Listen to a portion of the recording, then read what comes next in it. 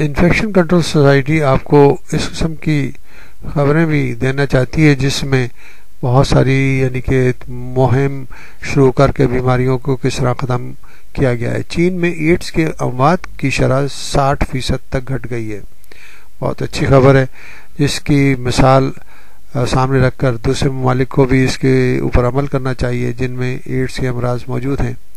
چین میں گزشتہ 7 سال کے دوران HIV کی دواؤں کی فراہمی بہتر بنا کر ایڈز سے ہونے والی اموات کی شرح 60% یعنی 60% تک کم کرنے میں کامیابی حاصل کر لی ہے۔ چین نے 2003 یعنی کہ 2003 میں اینٹی ریٹرو وائرل دواؤں کی مفت فراہمی کا سلسلہ شروع کیا تھا اور 2009 میں تقریباً 60% سے زائد ایڈز کے مریض حکومت کی اس پیشکش سے مستفید ہو رہے تھے۔ تاہم ماہرین کا کہنا ہے کہ تشخیص یعنی ڈائگنوسس کی رفتار تیز کر کے اور بعض مخصوص گروپوں کے لوگوں تک علاج کی سہولتیں فراہم کر کے صورتحال کو مزید بہتر بنایا جا سکتا ہے۔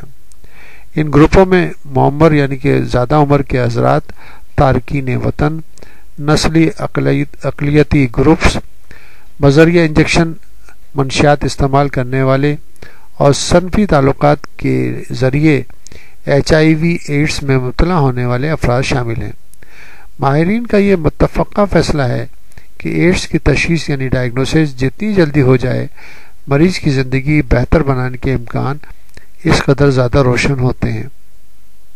اس مثال کو سامنے رکھ کر دوسرے ممالک کو بھی اس کی تقلید کرنی چاہیے کہ ہم اگر دواؤں کو مفت فراہم کر دیں تو یہ بیماری جو ہے، خطرناک بیماری جو ہے، اس پر کنٹرول حاصل کیا جا سکتا ہے۔